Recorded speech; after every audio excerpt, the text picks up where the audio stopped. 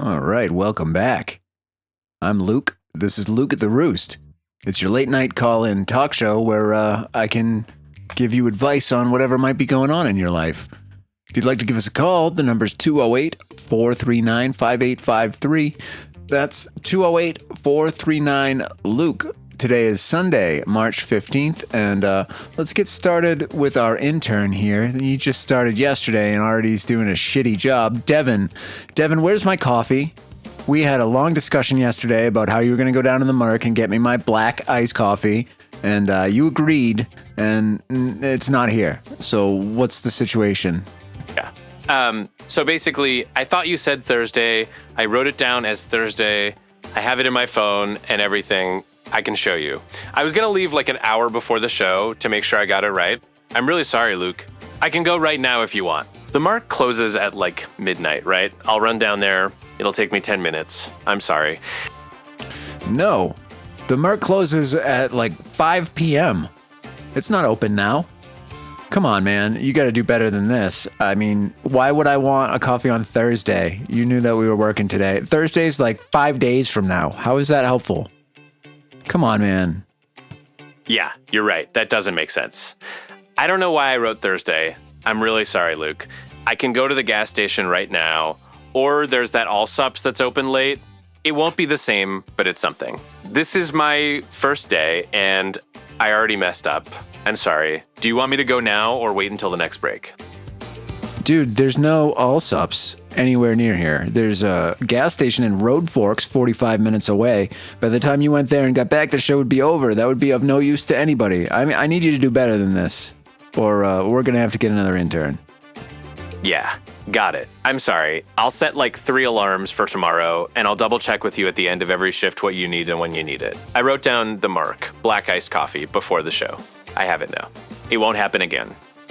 All right, I hope not. And do you have anything to provide to the show today? Is there any reason we should have you on the air, or should you just kind of sit in the back and wait to get my coffees? Like, are you going to provide us some value here, or what is the deal? What are you trying to get out of this show, other than hitting on the girls that call in? Yeah, no, I can help. I've been doing research all day, actually. I pulled like 15 articles on that thing you mentioned yesterday about the town council meeting, and I have notes on the whole water rights situation if that comes up. And I set up the new call screening system. It's working now. I tested it like 6 times. I know I messed up the coffee thing, but I'm actually pretty good at the research stuff. That's kind of what I'm here for, if that makes sense. And I wasn't hitting on anyone. I was just being friendly. But yeah, I can just stay quiet if you want. All right. Well, we'll see how you do tomorrow with the coffee thing, and let's get on with the show. Let's try out your new call screening system. It looks pretty good. It looks like it's going to do the trick, so let's get to it. So first up on our line here, we've got Roland. Roland, welcome to the show. How are you today, sir? What's going on? How can we help you? Hey, Luke. I'm doing all right. Thanks for taking my call. Well, shoot. I'm calling because I just found out the couple that wins the chili cook-off every single year has been cheating. Like, for at least the last 5 years. They've been using the same canned base and just doctoring it up. And everyone in town thinks they're these amazing cooks. My kid worked at their house last summer doing yard work, and he saw their recycling bin full of these identical cans. Same brand, same flavor, every week during cook-off season.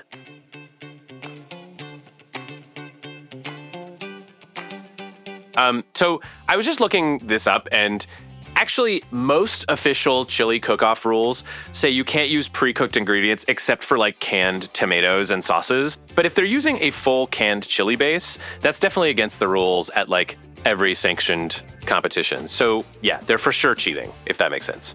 Also, this reminds me of my uncle's ex-wife who won a pie contest at the county fair 3 years in a row. And it turned out she was buying them from this bakery in Las Cruces and just putting them in her own dish. Anyway, yeah, Roland's kid probably has the evidence if he remembers the brand name. All right, well, why is this so important to you, Roland? Were you entering the chili competition? Have you been beat out by these people? What's your stake in the chili cook-off game? Oh gosh, no. I don't enter. I'm a line cook at Mescaleros downtown, so I spend all day cooking. Last thing I want to do on my weekend is stand over a pot of chili, you know? But I've been going to this cook-off since I was a kid. My dad used to enter every year, never won, but he'd spend weeks perfecting his recipe. And these people, the Hendersons, they show up with their fancy setup, act all humble when they win, give this whole speech about family recipes and love being the secret ingredient. Well, love is the secret ingredient always. We all know that. But you're not getting to the point here. Why is this bothering you? Why do you care about the cheaters at the chili cook-off? What does that mean to you? I mean, was it good chili? Does it really matter if it came from a can or not? Because I don't think it does. And definitely not enough to call a radio show. So, I mean, why are you really calling me? What are you trying to get at? What's going on in your life? Well, shoot. Luke, you're right. I guess... Okay, look. My wife Linda and I were separated right now. Living apart. Haven't filed anything yet. But it's been 4 months. All right, and why are you separated? Whose idea was that? Or was it a consensus? It was her idea. She said she needed space to figure things out. Said I never really let her in. That I keep everything surface level. And the thing is, the Hendersons, they're this perfect couple, right? Yeah, but we don't care about the Hendersons right now. You can't compare yourself to other people ever. It never works out. It only makes people discontent. Okay, so let's focus on you and your relationship and what you're trying to get out of this. So your wife wanted to leave because you don't let her in, and why is that true? First, and also, why don't you let her in? Like, what's the deal there? Have you spoken since the separation? Are there any talks about getting back together, or is this on its way to a divorce? We talk, yeah. Mostly about practical stuff. Bills, the house. She asks how I'm doing, and I say fine. Which is what I always say. And you're right, that's the problem. Okay, but has there been any discussion about the future of your relationship and how long the separation is going to last, or where it's going? About getting back together? Not directly. She said maybe we could try counseling, but I haven't called anyone yet. That was 3 weeks ago.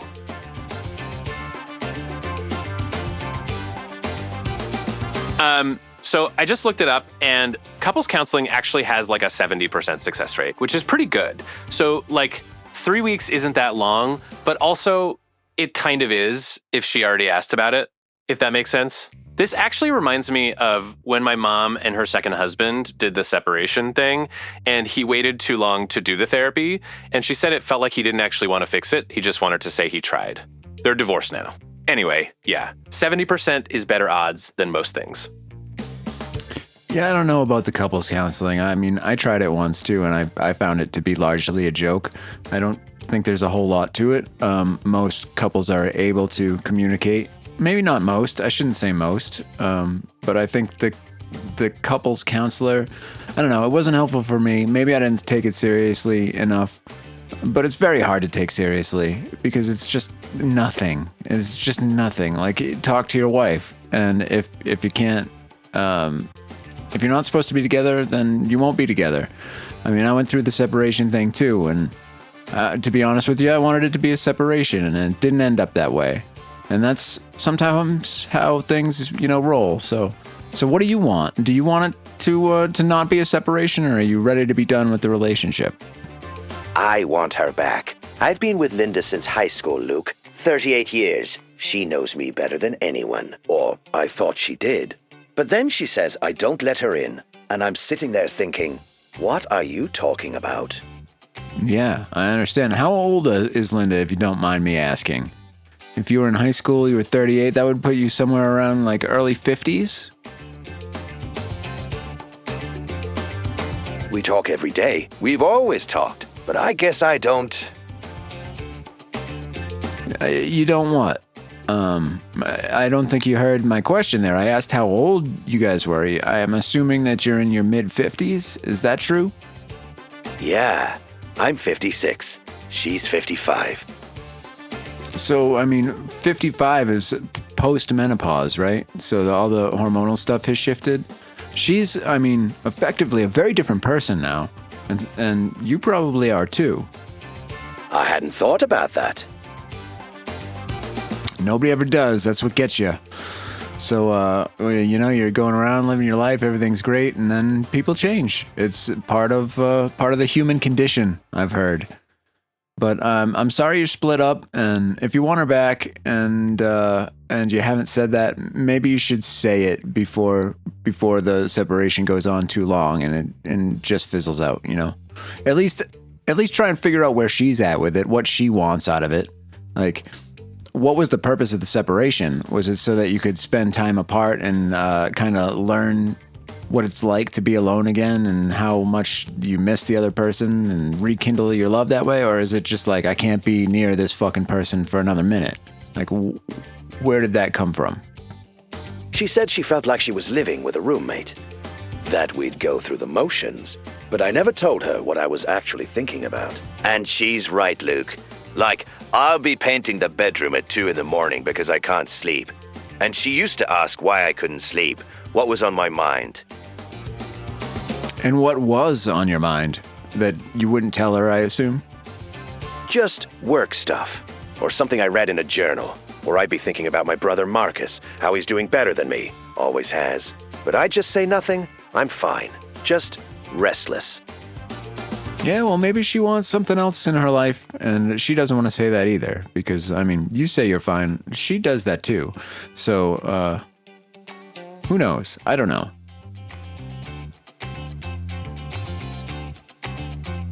You think she wants out completely?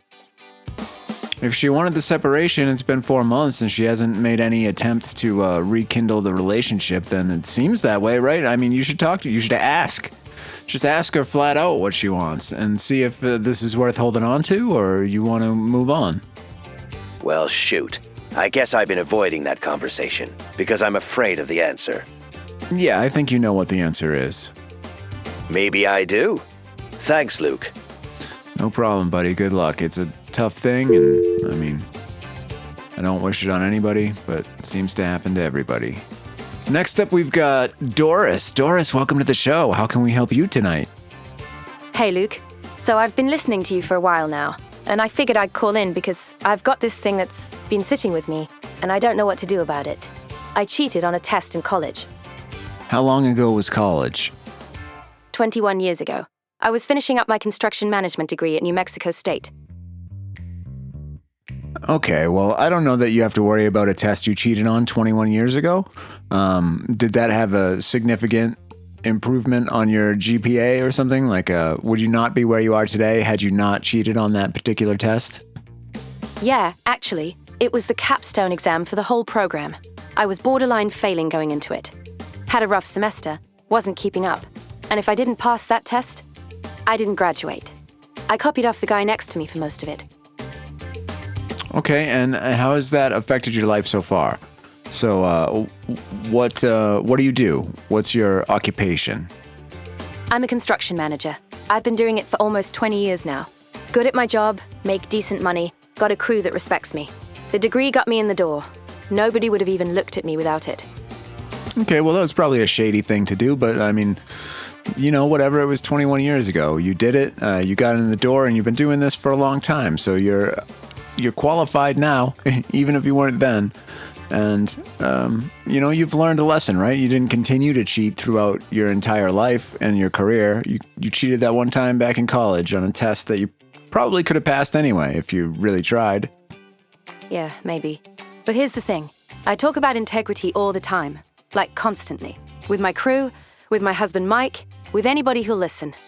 It's this whole thing with me. Yeah, well, integrity takes a little while to develop. You were, what, 19, 20? When you cheated on that test? I mean, kids do stupid shit, and you did, and you benefited from it, and that was wrong, but, you know, you learned your lesson. You didn't do it again, and there's nothing you can do about it now. You're where you're at. You don't have to worry about this anymore. It's 21 years ago. Let it go. I would, except Mike doesn't know. And I heard that caller Roland earlier, the one talking about his wife Linda leaving, because he never opens up. And it got me thinking. Mike and I have been together 8 years, married for 5. Second marriage for both of us. Okay, well, tell Mike. The truth is, Mike doesn't care that you cheated on a test 21 years ago. Nobody does. That was so long ago. The teachers don't care. You're the only one that cares. And if you want to have that conversation with Mike and tell him what a horrible person you were and how you don't deserve to be where you are in life anymore because of a mistake you made when you were 20, go ahead. and see how that goes. He's not going to care. You're probably right. I mean, it's not like that's the only thing I haven't told him. What else haven't you told him? What are you alluding to? I can't really get into that right now. That's the point of the radio show. You called me. What is it that you're trying to talk about? Tell us the stuff so we can help. It's just some stuff from before we got together. Decisions I made. Nothing illegal or anything. Just things I'm not proud of. So this actually reminds me of when my roommate sophomore year confessed to me that he'd been lying to his girlfriend about where he went to high school for like 2 years. And it just spiraled because he kept having to add more details. He eventually told her, and she didn't even care. She was just confused why he lied in the first place. But also, that last thing she said, that's not the only thing I haven't told him. That's kind of a big deal, right? Like, she just casually dropped that there's more stuff, if that makes sense. Wow, you're very observant there, Devin. You've got a fucking mind for this radio business, don't you? Okay, Doris, what is it that you're not saying to us? We need to know. Devin needs to know.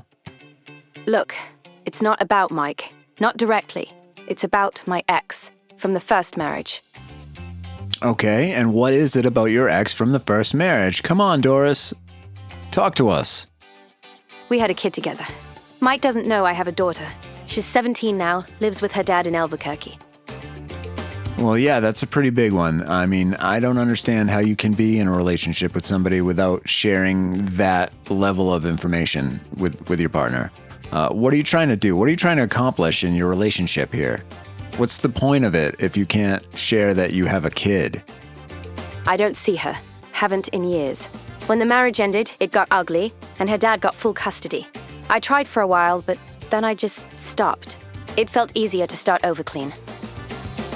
Okay, so you haven't seen your kid, you haven't talked to your ex-husband, but I still don't understand why you wouldn't tell your current husband about that situation. Because, I mean, that's a big part of you. That's your DNA right there. He should know that. One day down the line, that kid's going to come looking for you, and it's going to be very difficult to explain that you've had a child this whole time. If you are serious about the marriage you're in now. That's what I've been thinking about. She turns 18 in October. I keep wondering if she's going to try to find me. Or if she already hates me too much to bother. Who knows? And I'm sure she does hate you on some level, but at some point that will change and she'll wonder what it is that happened there. I mean, as people grow up, they start to see things differently. And even if what happened there was you just decided it wasn't worth fighting for, in her mind, she's going to be curious about why you didn't think it was worth fighting for. And she may very well come knock on your door one day. And when that day comes, it's probably important that your current husband has some idea that you have a kid. Mike talks about wanting kids sometimes.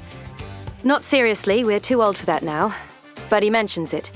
And I just sit there knowing I already had one and walked away. Okay, well, I mean, you went through a whole courtship process and a marriage, and how long have you been with Mike? A while, I assume? And this hasn't even come up? Like, why don't you want to tell him about it? I mean, this is a part of your life and your whole emotional story. I would think that's something that you would want to share with somebody. 8 years together, 5 married, and I don't know. At first it felt like ancient history, something from a different life. Then too much time passed and it got harder to bring up. How do you drop that in a conversation after 5 years of marriage?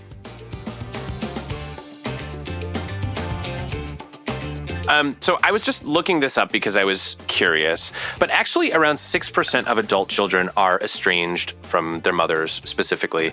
And the research shows that kids who reach out later, they usually do it in their 20s or 30s when they start processing stuff differently. So October might actually be soon, like sooner than she thinks. Also, this is probably not helpful, but my mom didn't tell my stepdad about my older half-brother for like 3 years. And when he finally met him at a Denny's, it was the most uncomfortable thing I've ever witnessed. I was just sitting there eating moons over my hammy while they stared at each other. So yeah, the longer you wait, the weirder it gets, if that makes sense. I don't know. Eggs over my hammy, moons over my hammy. Fuck, now I want to go to Denny's. That sounds so good. But anyway, the way that you drop that into conversation is by starting the conversation with it. Like, look, there's a very important thing I need to tell you about myself. It has nothing to do with you, but I need you to know because it's a part of my story, and I just can't understand why you would hide that for so long. If it's your husband, obviously he's gonna understand and accept that, or at least try to, and I'm sure he would want to know. You're right. I know you're right. It's just every time I think about saying it out loud, I feel like I'm about to confess to something terrible. Which I guess I am. Abandoning your kid is pretty terrible. Well, I mean, yeah, I don't know. I want to tell you it's not terrible because you were divorced and the husband had custody and wouldn't let you see him. But I mean, the fact that you just gave up and don't seem to care about that is a little odd. That is, I mean, why? Why don't you care? I do care. That's why I'm calling. I just convinced myself for a long time that she was better off without me in the picture. Her dad remarried, she had a stable home, and I was a mess back then. Well, here's what I think you should do. I think you should sit down your husband and tell him what's up. Let him know, because it's important, and that's going to be better for you and for him, and to get that secret off your chest, because that's a big secret to be carrying around your whole life. And then your kid's turning 18. Once the kid turns 18, the custody bit doesn't matter, and you can make an attempt to get back in touch and explain the situation. Say, look, this is what happened, and just be honest. Say, I tried to keep in touch. I tried to get some custody, and your dad wouldn't let me. And instead of fighting that, I just thought it would be better for everybody if I went away for a while. And if you want to be part of your kid's life, then tell her that. But don't just hide it from everybody and pretend it never happened. That's not going to work. You know it's not going to work, or it wouldn't be on your mind today. You're right. I need to tell Mike this week, before I lose my nerve again. And maybe after that, I can figure out how to reach out to her. If she even wants to hear from me. Yeah, well, you can't know, but I think it's good that you try to reach out, at least to alleviate that guilt, that burden on your own self. Because there's no reason to go through life that way, especially if you really do want to try and have a relationship with her. Now there's no court involved. She's an adult, you're an adult, and everybody can make their own decisions. And however that goes is how it goes. Okay, we're gonna take one more caller before we go to a commercial break, and we've got Vernon. Vernon, welcome to the show. What's going on, buddy? How can we help you tonight? Got a cease and desist letter from Disney because my kid's birthday party decorations went viral on TikTok. Did you put a chick in it and make her gay? What? No. I made a Moana backdrop out of plywood and some paint. Kaylee's friend filmed it, posted it, got like 2 million views. Now Disney's lawyers say I infringed their intellectual property and I need to take it down and never do it again. Well, I wouldn't want to mess with Disney's lawyers. They're no joke. So basically Disney's super aggressive about this stuff. Like, they'll go after anyone using their characters commercially. But if it was just a private birthday party that happened to go viral, that's actually kind of insane. Like, you weren't selling anything, it just got popular. I don't know if this helps, but there was this whole thing where a daycare had to remove a mural of Mickey Mouse because Disney threatened them. They made a daycare repaint a wall. Anyway, yeah, they're pretty ruthless about it, if that makes sense. Yeah, that Mickey Mouse, he's a pretty ruthless character. You don't want to mess with him at all. Yeah, it doesn't sound right or cool, but I'm not surprised that they did that. They seem like pretty horrible people in general down there at the old Disney.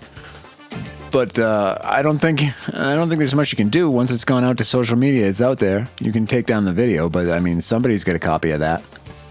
Tell me I'm wrong, but isn't this the same company that built their entire empire on public domain fairy tales? They took Cinderella, Snow White, all of it.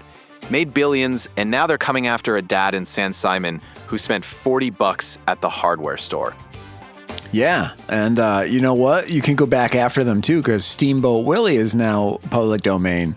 So Mickey Mouse and all that, I think, is fair game for you to do whatever you want with. I already took the video down, sent them an email saying I wouldn't do it again. The whole thing just sits wrong with me, you know? I try to teach Kaylee about doing the right thing, having integrity, and then I'm backing down to lawyers over a birthday party. Well, I mean, backing down to those lawyers is the right thing, probably, because it is their intellectual property, and they sent you a cease and desist letter. So, I mean, the right thing legally is to comply. Yeah, legally. I heard that caller earlier, Doris.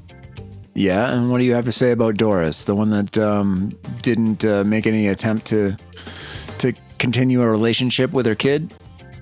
She cheated on her capstone exam, got her whole career off something she didn't earn, spent 21 years building a life on a lie, and now she's got this other lie stacked on top of it, with Mike. Shit, I guess you're right. I was moving from one lie to the next lie, and I didn't put together that there was two big lies there. I guess she's a bit of a sociopath.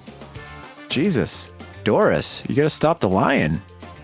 Honesty is the best policy. That's what we always say here at Luke at the Roost. Honesty is the very best policy.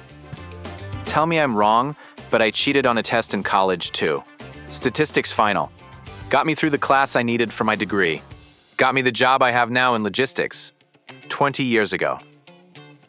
Yeah, I guess I could say that I've cheated on tests too, not in the same way. I never copied off of somebody else's paper or had the answers written down on my hand or anything like that.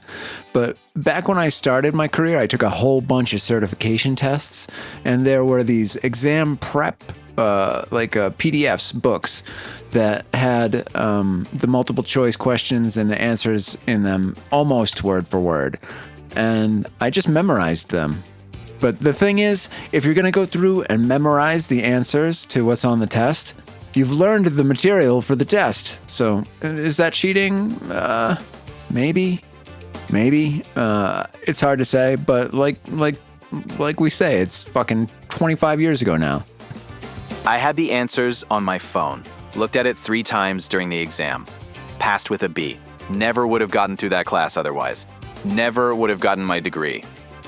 Well, nobody's perfect, and a lot of people cheated in a lot of different ways, either as textbook as that, or in some more, obfuscated way. There's a lot of cheating going along in the world, and just don't do it anymore. You know, you're a different person, you're in a different place, and there's no need for it. There's plenty of ways to pass the test without cheating. Yeah, different person now. Got Kaylee looking up to me.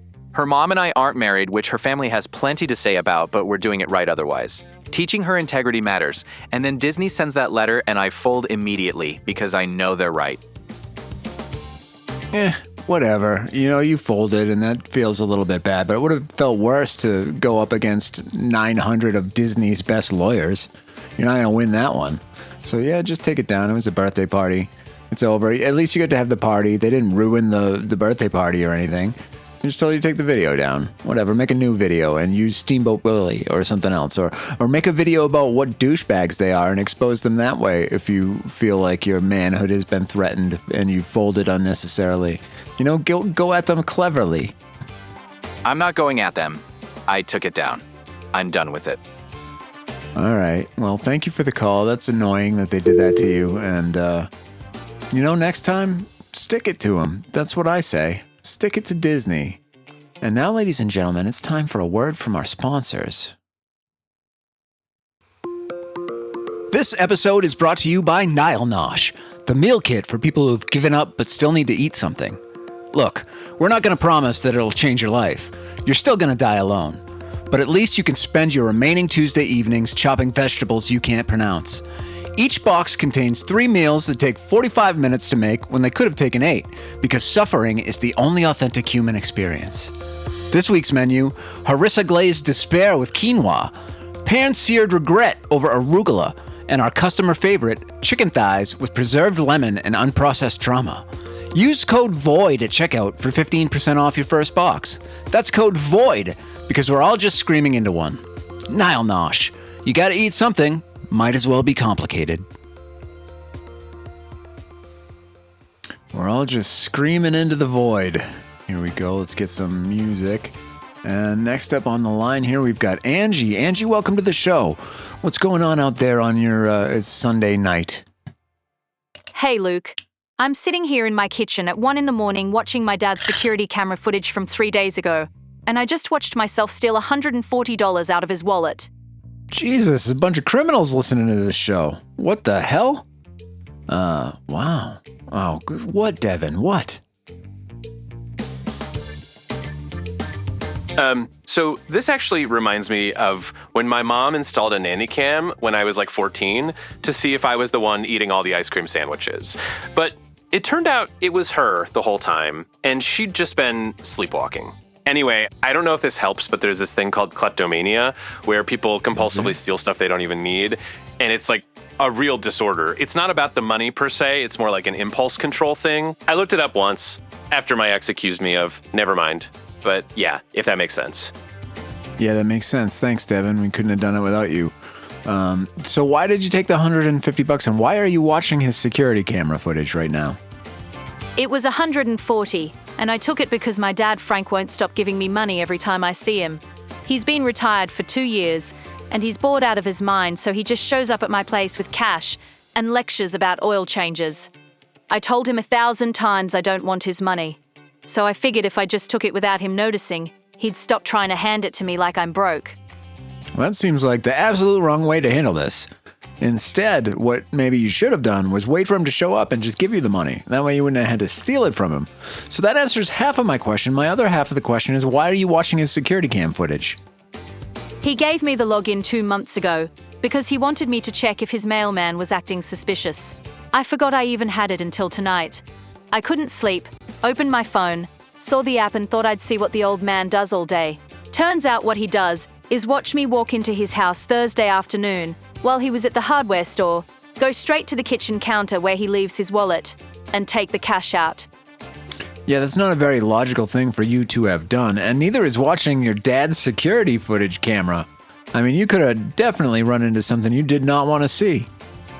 Well, I definitely ran into something I didn't want to see. I'm watching myself commit a crime against my own father, in high definition.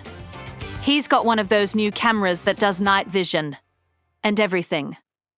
I can see my face clear as day. Yeah, like every camera for the last 20 years does night vision and everything. Do you think that he watched the security cam footage? Because I don't think he did.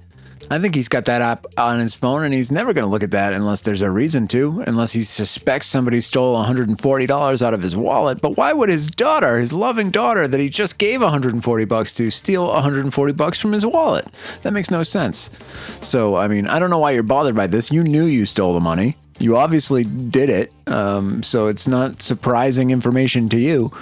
And I doubt that he's even reviewed the footage. If he has, then good, because you're a criminal. He hasn't watched it. I know because he called me yesterday asking if I'd seen anyone suspicious around his place. Said he was missing some cash, and maybe someone came in while he was out. I told him no. Yeah, well, you can't steal money from people. Just tell them the truth. Just tell them, like, hey, I, for some reason, was fucked up in my head, and I thought that you giving me the money was weird, so I just broke into your house and took it. I'm not telling him that. He'll make it into this whole thing about how I need help, or I'm struggling financially, and then he'll just give me more money. That's what he does. Everything turns into a project for him. He's got nothing else to do since he retired, so he just fixes problems that don't exist.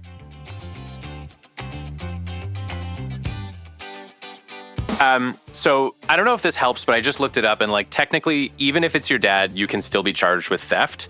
It's still a crime per se. Like family members can press charges against each other for stealing, which is probably not what she wants to hear, but yeah, that's a thing.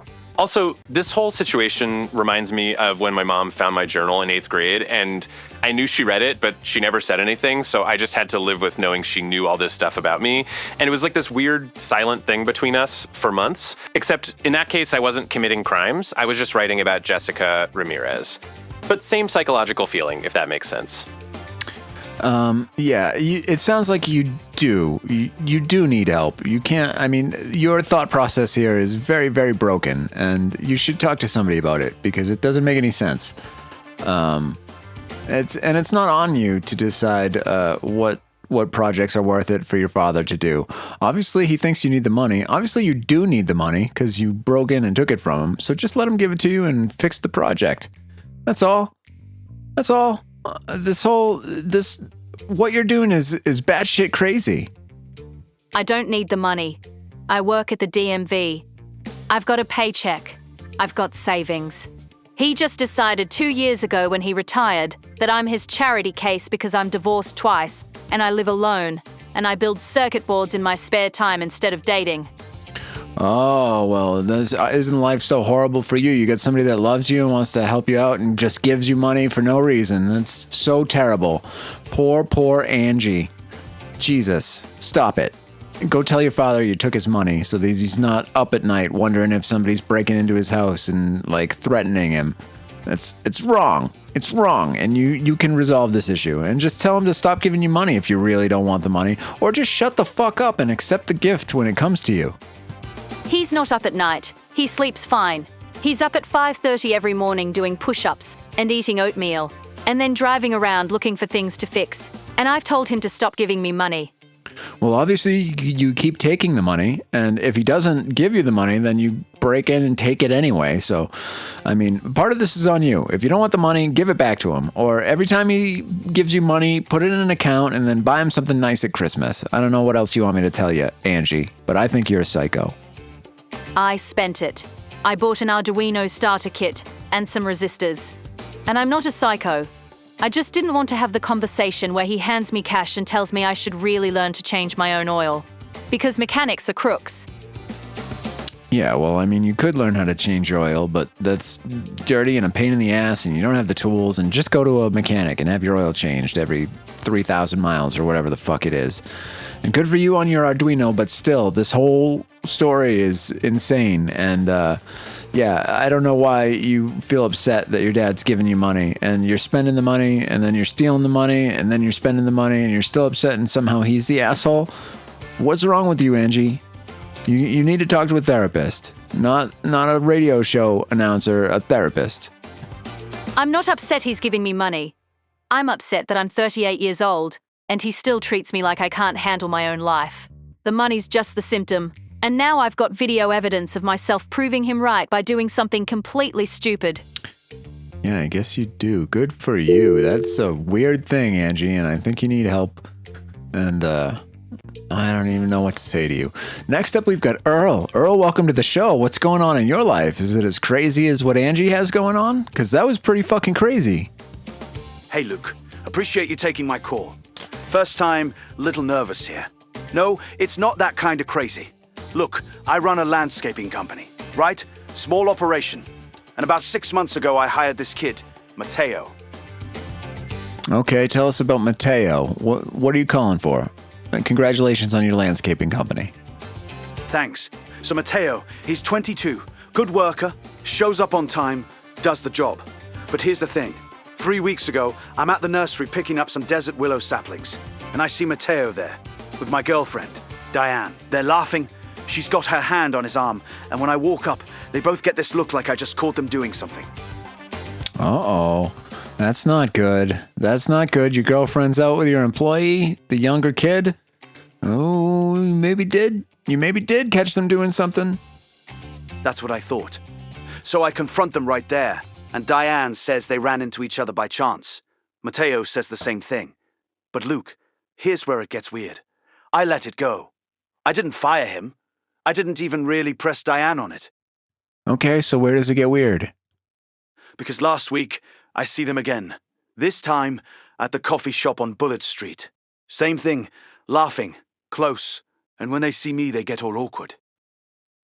Well, maybe they're planning a secret birthday party for you. A surprise party. I think that's probably what it is. They're probably just meeting a few times a week to settle all the things that have to happen for your big birthday party. My birthday's in November, Luke. It's March.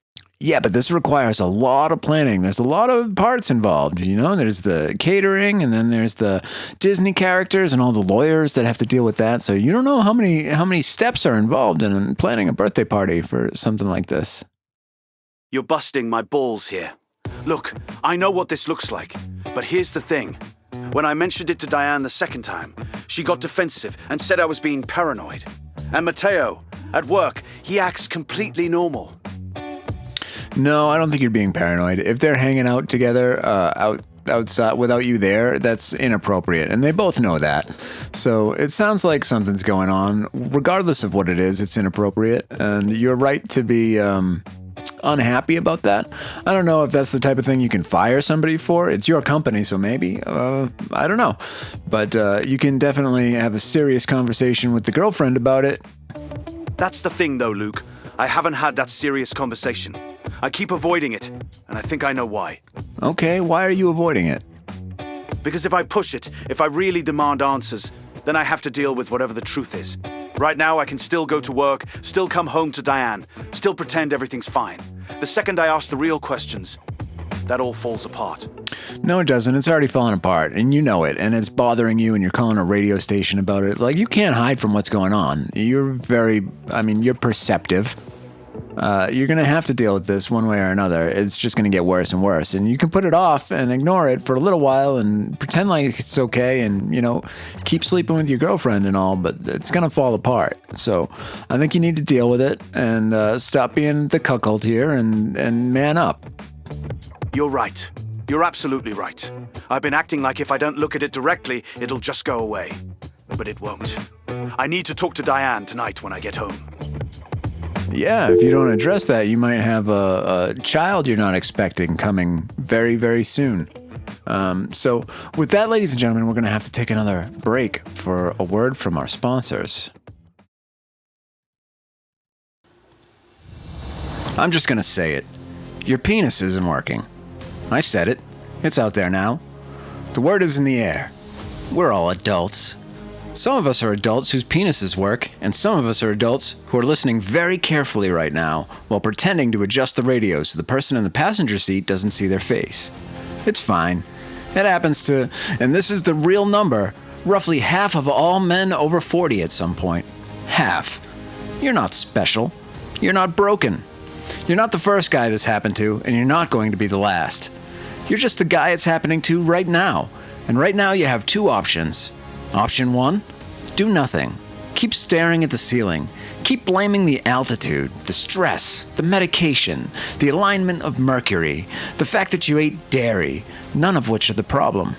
Option 2, sandstone. $45. A doctor who has literally heard everything and will not flinch. Medication that works, a box that reveals nothing, and the ability to walk into your bedroom like a man who handled his business instead of a man who's about to suggest watching another episode of something. Sandstone. I said the word. You heard the word. Now go to the website.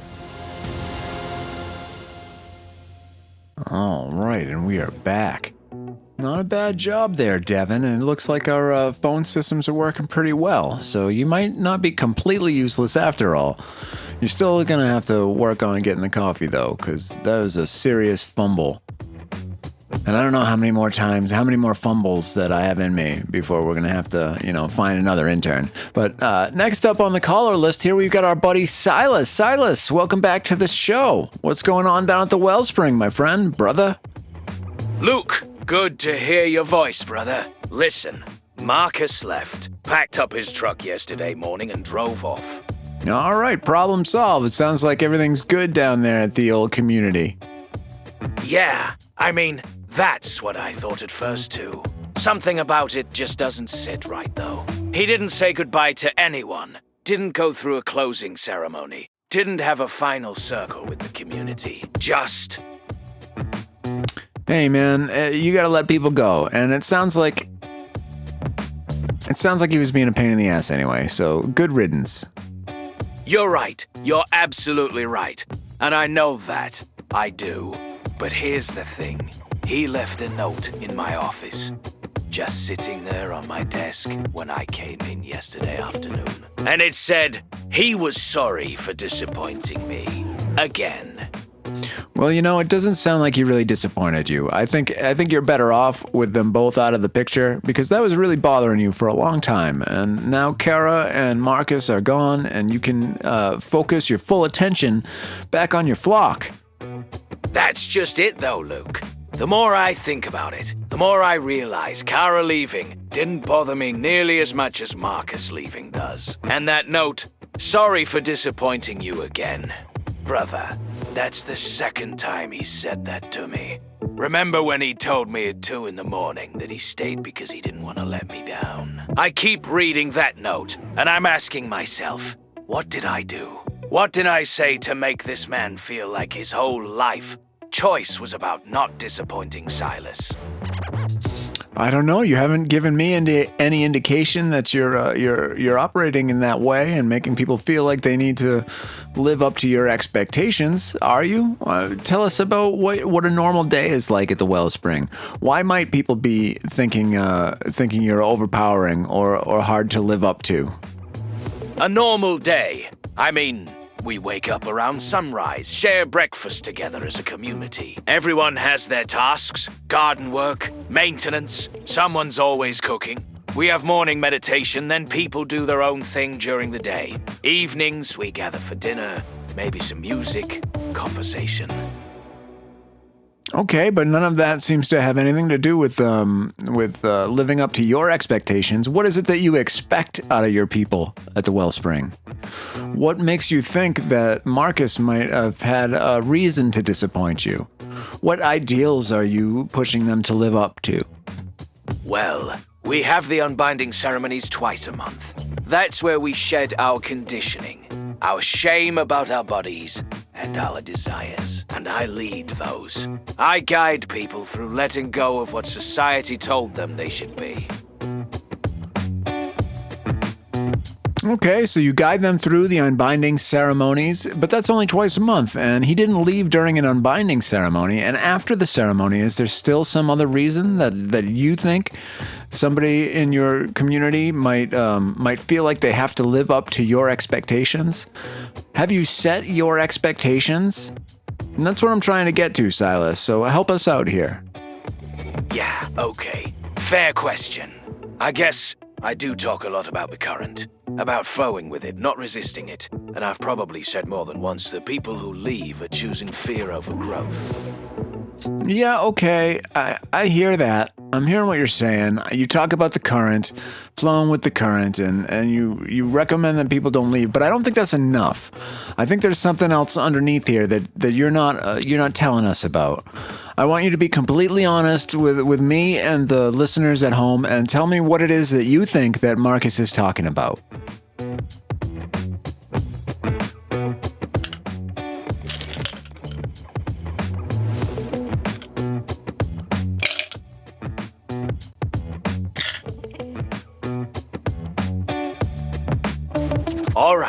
All right, Luke. When Teresa and I started the Wellspring 7 years ago, I told everyone that I was the one who could see the current most clearly, that I had a gift for it, that following my guidance was the fastest path to enlightenment.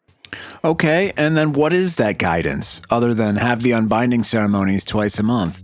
What are you guiding them to do? What could Marcus have been referring to when he said he let you down? Obviously, he participated in your unbinding ceremonies. It wasn't that. Kara left. Kara wasn't him. He brought her back to your flock for a little while, and then she left again. So it wasn't that.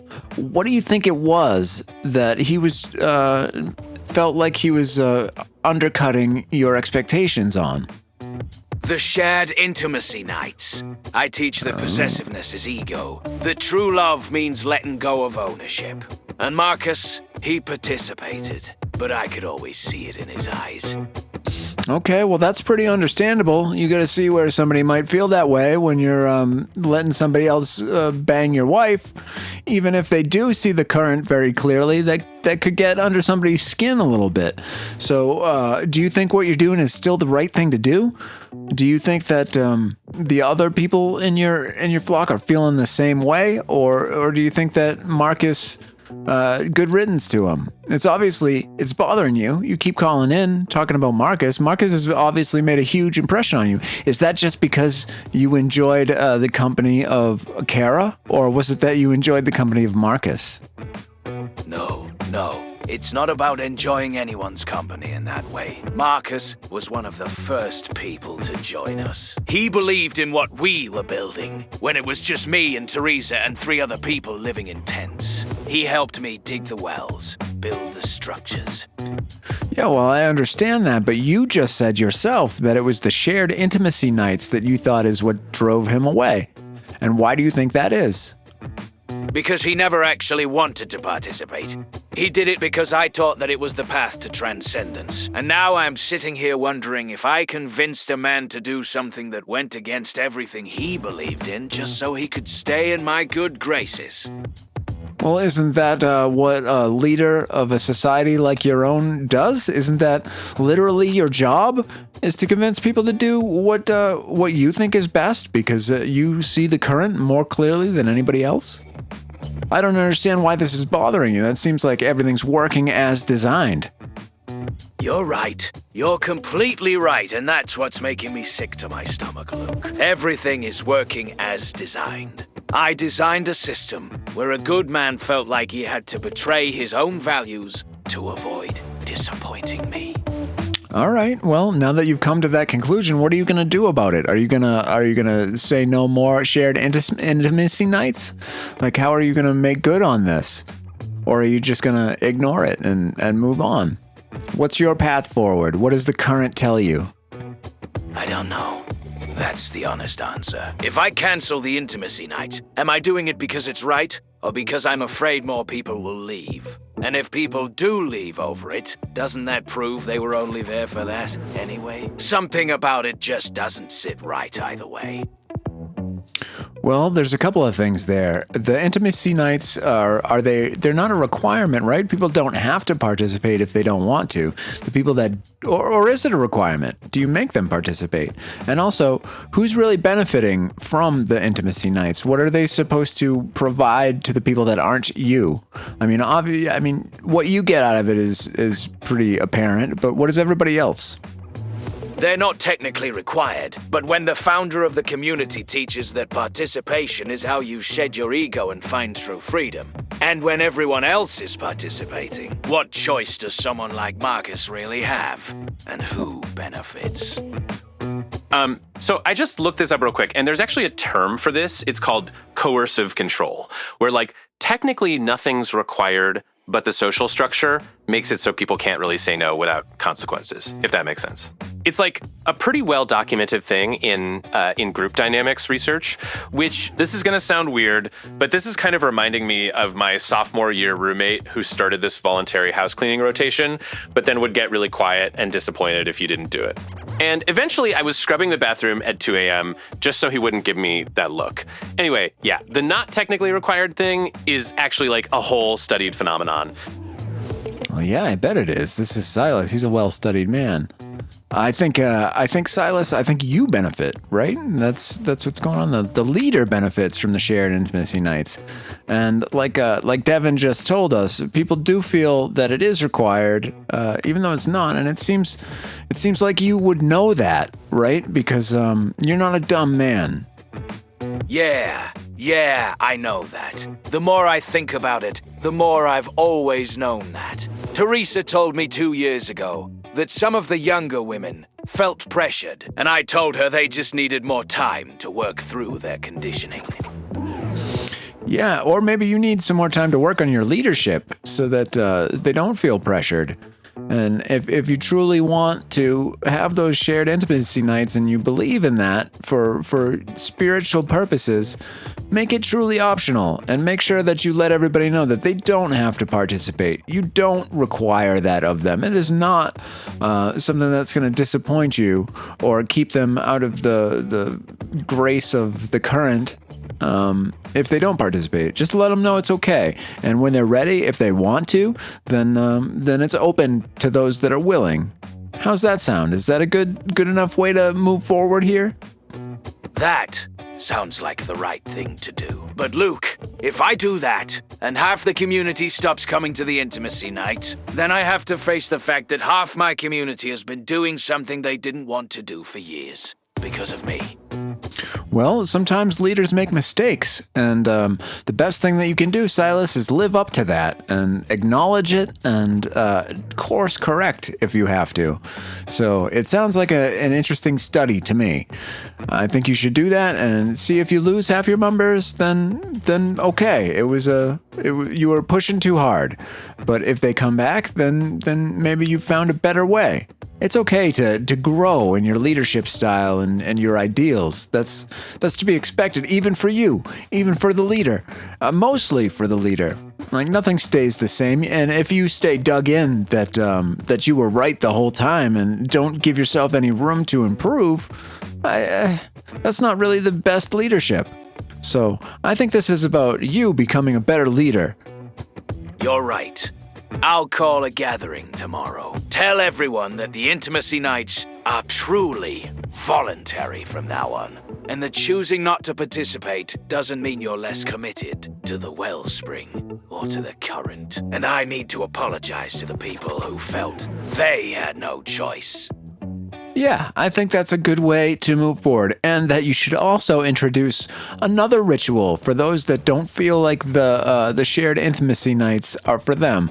There are other ways that you can get to the same place without necessarily boning everybody in the community. Yeah. We could do individual meditation retreats or expanded unbinding ceremonies that focus on other forms of vulnerability. All right, buddy. All right, brother. It sounds like we got some movement here, and I'm going to have to take another caller, but is there anything that you'd like to put out to our audience tonight? Just that if anyone out there is looking for a place where they can truly be themselves and find community, the Wellspring is always open to new seekers. We're at thewellspringcommunity.org. And, Luke, thank you. I mean that.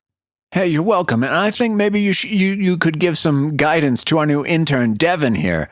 His soul seems conflicted, and he could use a bit of guidance. And I think if you need some more participants at your shared intimacy night, he might be the perfect candidate. Brother Devin, you're welcome anytime. Sometimes the youngest souls need the most unbinding. We've got a spring equinox retreat coming up in a few weeks. Appreciate you, Luke.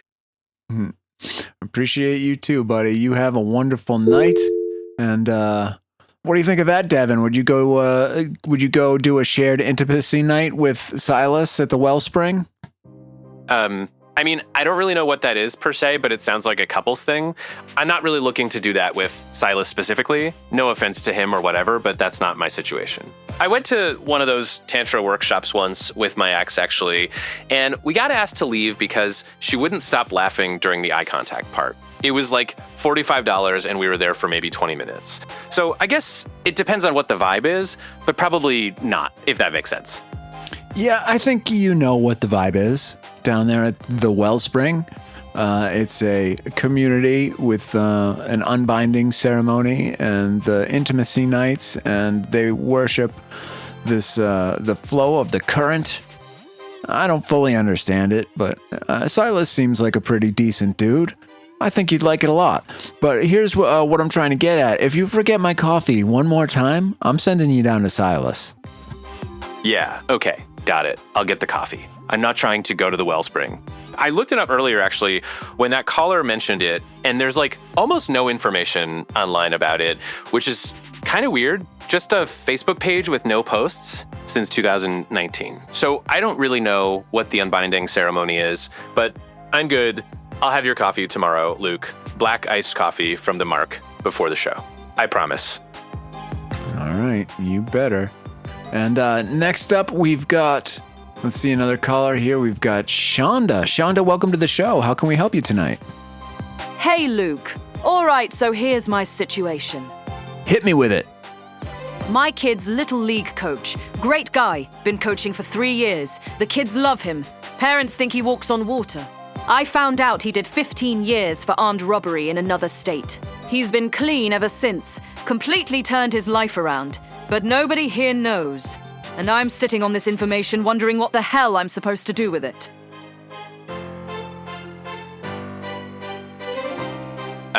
So I looked it up, and Little League actually requires annual background checks for all coaches.